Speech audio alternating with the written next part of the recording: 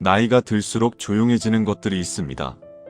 아침에 눈을 떴을 때 울리지 않는 핸드폰, 오후 2시가 되어도 아무도 찾지 않는 거실, 저녁 식탁에 혼자 앉아 숟가락을 드는 그 순간, 그것이 쓸쓸한 것인지 아니면 다른 무언가인지 한동안은 잘 알 수 없었을지도 모릅니다. 세상은 오래전부터 우리에게 말해왔습니다. 친구가 많아야 건강하다고, 자주 어울려야 인생이 풍요롭다고, 모임에 나가야 늙지 않는다고. 그 말을 믿고 억지로 자리를 채웠던 날들이 있었을 것입니다. 웃지 않아도 웃었고, 듣고 싶지 않아도 고개를 끄덕였고, 집으로 돌아오는 길에 이상하게 더 지쳐있던 그 느낌. 그것이 무엇이었는지 이제는 조금 알 것도 같습니다. 혼자 있는 시간이 점점 편안해지기 시작한 것은 어쩌면 잘못된 신호가 아니었을지도 모릅니다. 오히려 그것은 당신이 마침내 자기 자신에게로 돌아오고 있다는 아주 조용하고 단단한 신호였을 것입니다. 철학자 쇼펜하우어는 평생을 혼자 살았습니다. 그는 사람들의 무리 속에서 정작 가장 외로움을 느꼈다고 했습니다. 그리고 이런 말을 남겼죠. 인간은 오직 혼자 있을 때만 온전한 자신이 될 수 있다. 고독을 사랑하지 않는 자는 결코 자유를 사랑하는 자가 아니다. 이 말이 오늘 여러분 마음속 어딘가에 조용히 닿기를 바랍니다. 오늘 이 시간은 억지로 어울리라는 뻔한 이야기를 하려는 것이 아닙니다. 당신이 느끼는 그 고요함이 사실은 깊은 영혼을 가진 사람들에게만 찾아오는 가장 사치스러운 형태의 자유일 수 있다는 이야기를 하려고 합니다. 천천히 함께 걸어가겠습니다. 시작하기 전 구독과 좋아요 큰 힘이 됩니다. 감사합니다. 첫 번째 이야기를 시작하겠습니다. 지능이 높은 사람들이 혼자를 선택하는 첫 번째 이유는 무의미한 사교를 인지적 소음으로 느끼기 때문입니다. 오랜만에 모임에 나갔는데 이상하게 기분이 풀리지 않고 오히려 더 무거워진 채 집에 돌아온 적 있으십니까? 분명히 사람들과 함께 있었는데 왜인지 모르게 더 쓸쓸한 기분이 드는 그 이상한 느낌. 그것이 무엇인지 생각해 본 적 있으십니까? 올해 쉰이 되신 이 여사님의 이야기를 잠깐 들어보겠습니다. 고등학교 동창 모임이 오랜만에 열린 날이었습니다. 반가운 얼굴들을 보며 설레는 마음으로 나간 그 자리에서 3시간 내내 이어진 대화는 예상과 달랐습니다.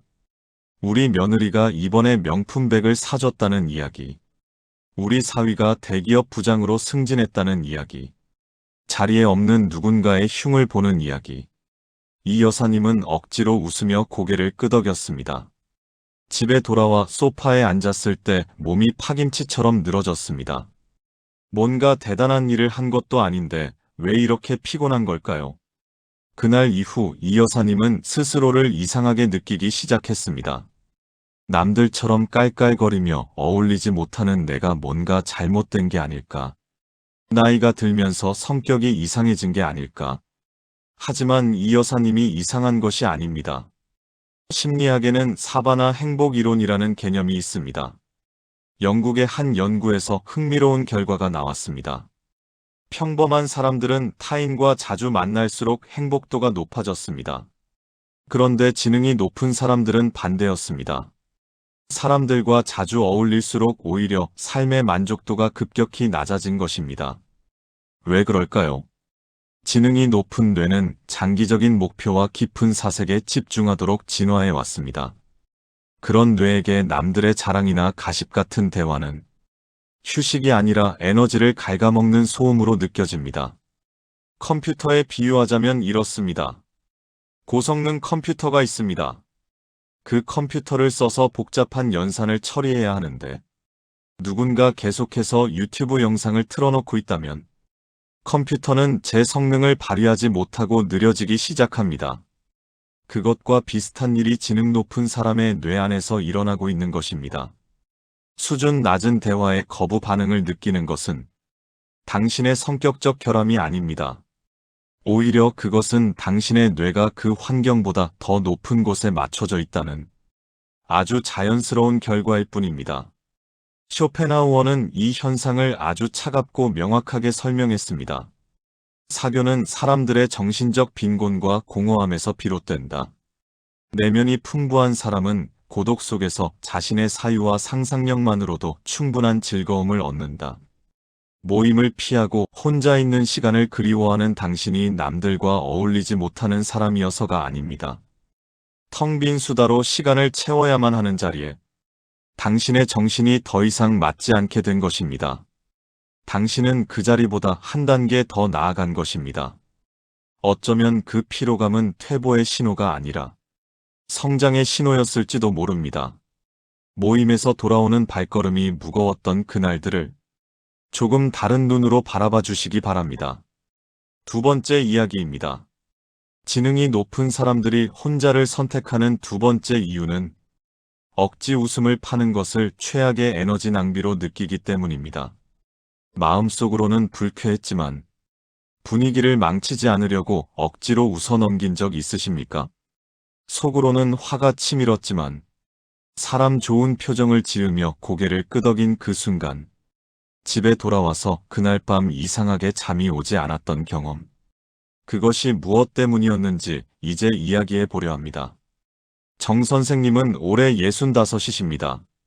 10년 넘게 주말마다 나가던 등산 모임이 있었습니다. 산이 좋아 나갔던 그 모임에서 언제부턴가 한 회원의 말이 거슬리기 시작했습니다. 정 선생 아직도 그 낡은 빌라 살아. 내가 그때 주식 사라고 할 때 샀어야지. 농담처럼 던져진 그 말들이 선을 넘는다는 것을 정 선생님은 알고 있었습니다. 하지만 매번 그러게 말이야 라며 웃어넘겼습니다. 분위기를 깨고 싶지 않았으니까요. 모임이 끝나고 집에 돌아오면 가슴이 답답하고 며칠 동안 잠이 잘 오지 않았습니다. 결국 정 선생님은 조용히 그 모임을 나오셨습니다. 그러자 주변에서 말이 나왔습니다. 나이 먹더니 속이 좁아졌다. 농담 좀 한 건데 그걸 가지고 사람을 쳐버리냐? 정 선생님이 정말 속이 좁아진 걸까요? 아닙니다. 심리학에서는 타인의 비위를 맞추기 위해 자신의 진짜 감정을 억누르고 가짜 표정을 짓는 행위를 표면 연기라고 부릅니다. 연구에 따르면 지능이 높은 사람의 뇌는 이 표면 연기를 할 때 일반인보다 훨씬 더 극심한 부담을 겪는다고 합니다. 가짜 미소를 짓는 동안 뇌의 에너지는 조용히 타들어갑니다.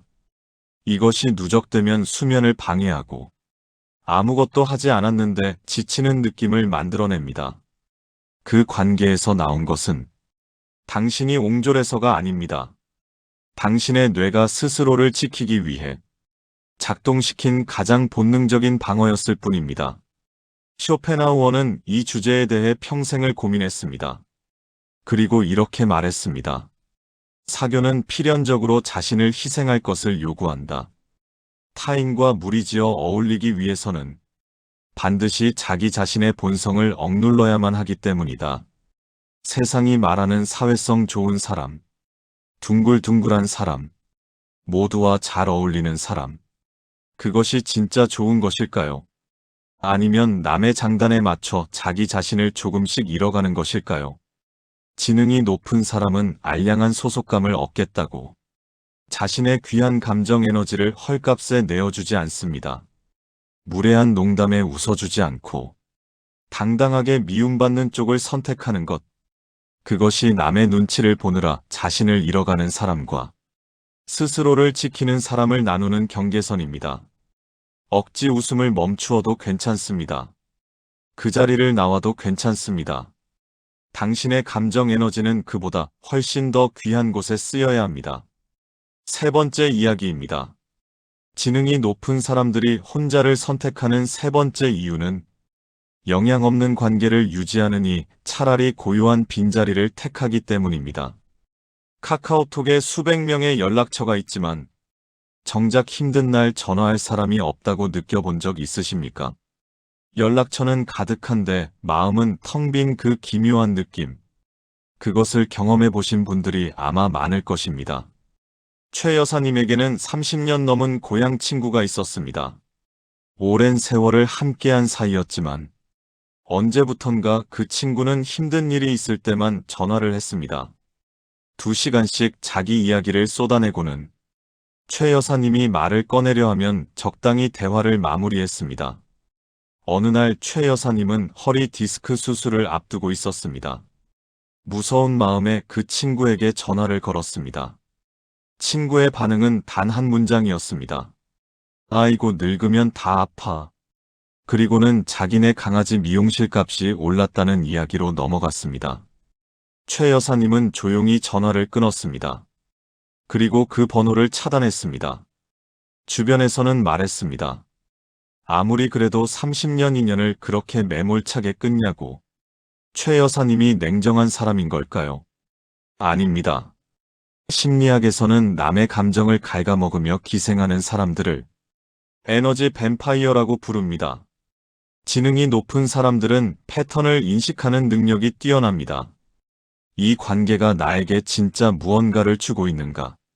아니면 나의 에너지만 소진시키고 있는가? 그 판단이 본능적으로 빠르게 이루어집니다.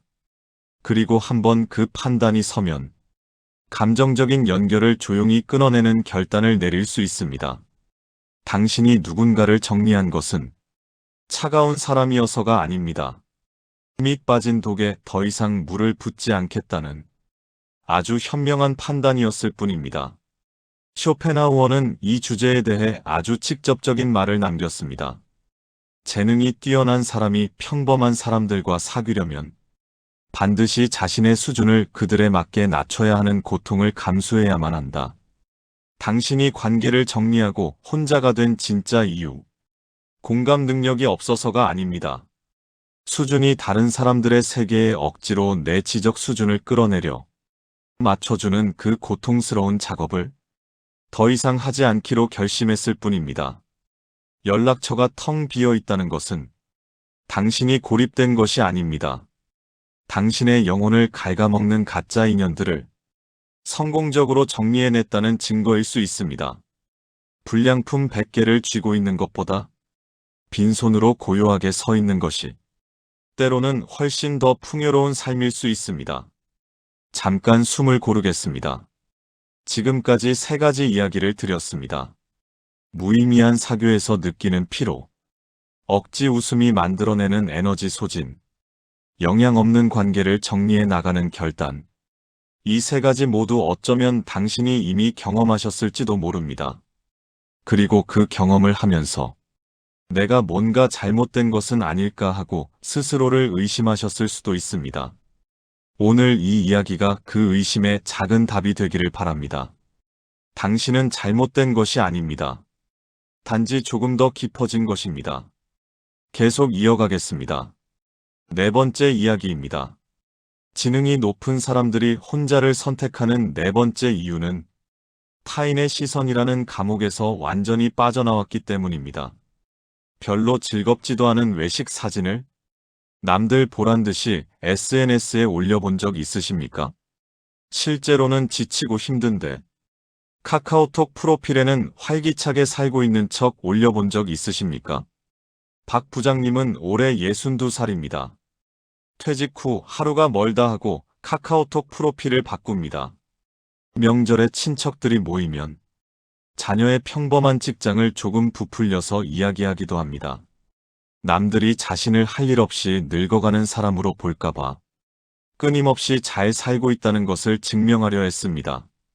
하지만 모임이 끝나고 텅 빈 집에 돌아오면 거짓으로 부풀렸던 자신의 모습에 지독한 자괴감이 밀려옵니다. 내가 도대체 누구한테 잘 보이려고 밥 먹다 말고 사진이나 찍고 있나? 박 부장님이 특별히 허세가 심한 것일까요? 그렇지 않습니다. 심리학에서는 이것을 스포트라이트 효과라고 부릅니다. 인간은 마치 무대 위 조명을 받는 것처럼 모든 사람이 자신을 주시하고 평가한다고 믿는 뇌의 착각을 가지고 있습니다. 하지만 지능이 높고 메타인지가 뛰어난 사람들은 이 현상의 허구성을 빠르게 깨닫습니다. 내 삶에 훈수를 두는 사람들은 사실 내 인생에 단 1초도 진심 어린 관심이 없습니다. 오늘 내 프로필을 보고 한마디 했던 그 사람도 내일이 되면 자기 일에 바빠 잊어버립니다. 이 차갑고도 해방적인 진실을 한번 깨닫고 나면 더 이상 남의 시선을 위해 자신을 꾸밀 필요가 없어집니다. 쇼펜하우어는 이 주제에 대해 평생 가장 강한 어조로 말했습니다. 인간의 모든 불행은 타인을 의식하는 데서 온다. 타인의 머릿속은 우리의 진정한 행복이 머물기에는 너무나도 좁고 초라한 곳이다. 지능이 높은 사람은 자신의 고귀한 행복과 가치를 남의 좁은 머릿속에 맡기지 않습니다. 친구가 없다고 평가하든, 초라하게 산다고 평가하든, 그것은 그들의 얄팍한 착각일 뿐, 내 삶의 진짜 가치와는 아무런 상관이 없다는 것을 알고 있습니다. 남의 박수를 구걸하기 위해 억지로 행복한 척 연기하는 것을 멈추어도 됩니다. 타인의 잣대를 조용히 내려놓았을 때, 비로소 누구에게도 평가받지 않고 간섭받지 않는 자유의 공간이 열리기 시작합니다. 당신이 남의 눈치를 보았던 것은 못나서가 아닙니다. 그저 무리 속에서 살아남아야 했던 아주 오래된 본성이 작동하고 있었을 뿐입니다. 그리고 이제 그 본성보다 더 깊은 무언가가 당신 안에서 깨어나고 있는 것입니다. 다섯 번째이자 마지막 이야기입니다. 지능이 높은 사람들이 혼자를 선택하는 가장 깊은 이유는 아무도 찾지 않는 텅 빈 시간을 두려워하지 않고 오히려 그 시간의 주인이 될 줄 알기 때문입니다. 주말 아침에 눈을 떴는데 아무 연락도 없는 핸드폰을 보며 나만 이렇게 불쌍하게 늙어가나 하고 텔레비전을 멍하니 켜본 적 있으십니까? 그 텅 빈 시간이 왜인지 모르게 무겁게 느껴졌던 날들이 있었을 것입니다. 정 선생님은 올해 68입니다. 억지 모임을 모두 끊어내고 나니 하루아침에 생긴 그 막막한 시간들이 처음에는 두려웠습니다. 약속도 없고 연락도 없고 하루가 어떻게 지나가는지도 모를 만큼 공허했습니다. 그 공허함이 지독한 우울감으로 번지기도 했습니다. 그러던 어느 날이었습니다. 베란다 구석에 거의 죽어가던 난초 화분 하나가 눈에 들어왔습니다. 정 선생님은 별 생각 없이 물을 주고 죽은 잎을 정리했습니다.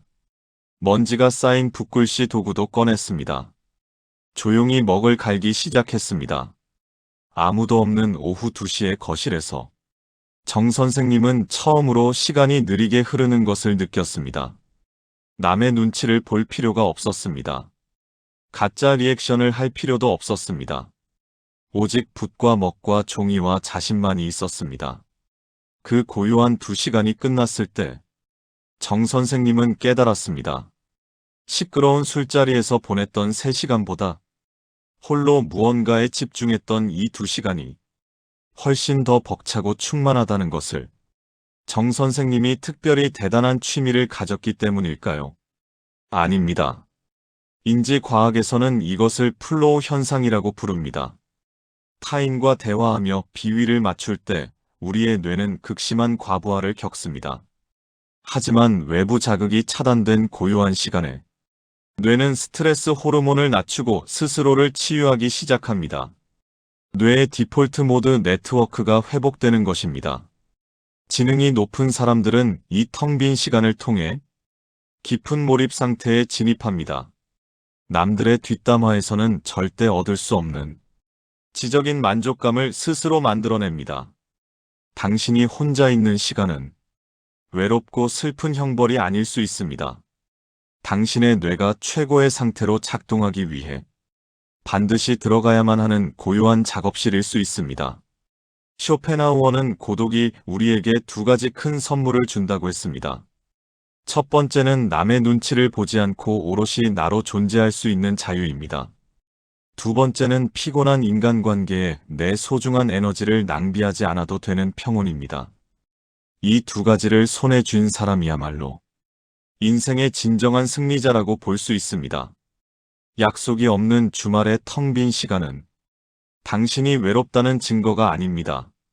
당신 내면의 보물 창고를 마음껏 열어볼 수 있는 가장 값진 시간일 수 있습니다. 이제 오늘 이야기를 조용히 마무리해 보려 합니다. 늦가을의 나무를 생각해 보십시오. 무성했던 잎사귀들을 모두 떨구어내고 앙상한 가지만 남은 그 나무. 언뜻 보면 황량하고 쓸쓸해 보입니다. 하지만 그 나무를 조금 더 오래 바라보면 흔들림 없이 하늘을 향해 뻗어 있는 그 가지들이 얼마나 단단하고 깊은지 느껴집니다. 화려한 잎사귀가 없어도 그 나무는 그 자체로 완전합니다. 우리의 삶도 그 나무를 닮아가야 할지도 모릅니다. 주변에 사람이 줄어들었다고, 먼저 연락 오는 곳이 없다고, 초라하게 여기며 위축될 필요가 없습니다. 당신 주변에 사람이 없는 것은 당신이 실패했기 때문이 아닙니다. 수준 낮은 가짜 인연들을 조용히 정리하고 타인의 시선이라는 감옥에서 스스로 걸어나온 아주 단단한 선택의 결과입니다. 고독은 외로움과 다릅니다. 외로움은 내가 원하지 않는 혼자입니다. 고독은 내가 선택한 혼자입니다. 이 차이가 모든 것을 바꿉니다. 나이가 들수록 주변이 조용해지는 것은 인생이 저물어가는 신호가 아닐 수 있습니다. 오히려 마침내 자신에게로 돌아오는 아주 조용하고 눈부신 귀환의 신호일 수 있습니다. 나 혼자서도 꽉 찬 하루를 만들 수 있는 사람은 세상의 어떤 화려한 인맥도 부럽지 않습니다. 그 사람이 바로 지금의 당신이기를 바랍니다. 오늘 밤 핸드폰을 잠시 내려놓고 창밖을 한번 바라봐 주십시오. 누구의 평가도 없이 그냥 지금 이 순간 여기에 있는 당신.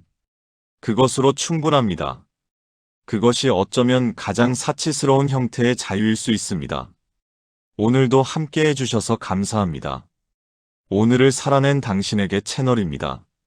지나온 시간들을 되돌아보고 싶을 때, 앞으로 나아가는 길이 망설여질 때, 철학 속에서 위로 공감 용기를 함께 채워나가는 곳입니다. 구독과 좋아요 큰 힘이 됩니다. 감사합니다.